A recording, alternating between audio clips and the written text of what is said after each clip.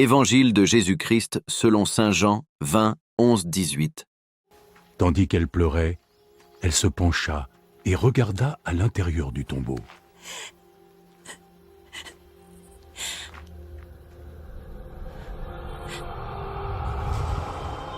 Elle vit 2 anges, vêtus de blanc, assis à la place où avait reposé le corps de Jésus, l'un à la tête et l'autre aux pieds. « Femme, pourquoi pleures-tu » lui dirent-ils.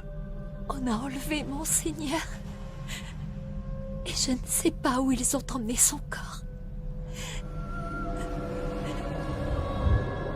Puis elle se retourna, et elle vit Jésus qui se tenait là. Mais elle ne se rendit pas compte que c'était lui. « Femme, pourquoi pleures-tu ? Qui est celui que tu cherches ?» Elle pensa que c'était le jardinier. Alors elle lui dit, « Si c'est toi qui l'as emporté, dis-moi où tu l'as emmené et j'irai le reprendre. »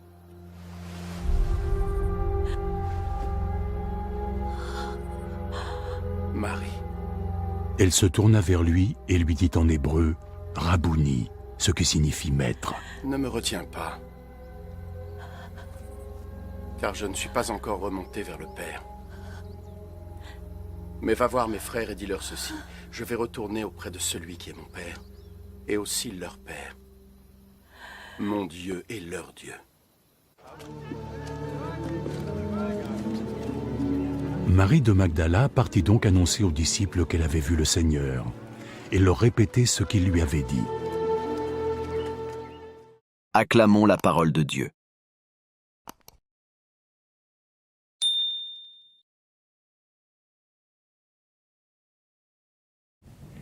Marie-Madeleine se tenait près du tombeau, au dehors, tout en pleurs.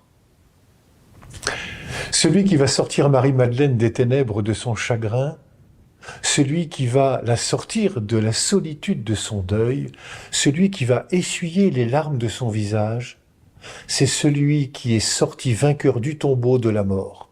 Sur lui, la mort n'a pas eu le dernier mot.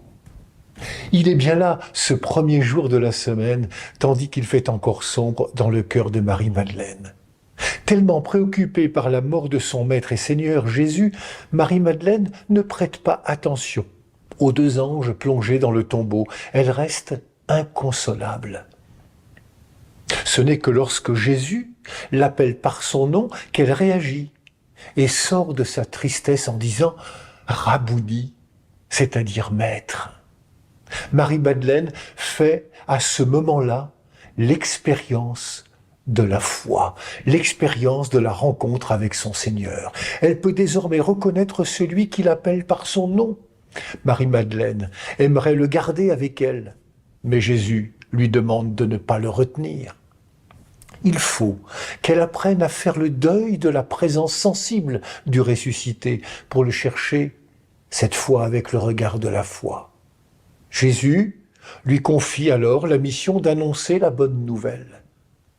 Transformée, c'est ce qu'elle s'empresse de faire en allant trouver les disciples. « J'ai vu le Seigneur » et elle raconta ce qu'il lui avait dit.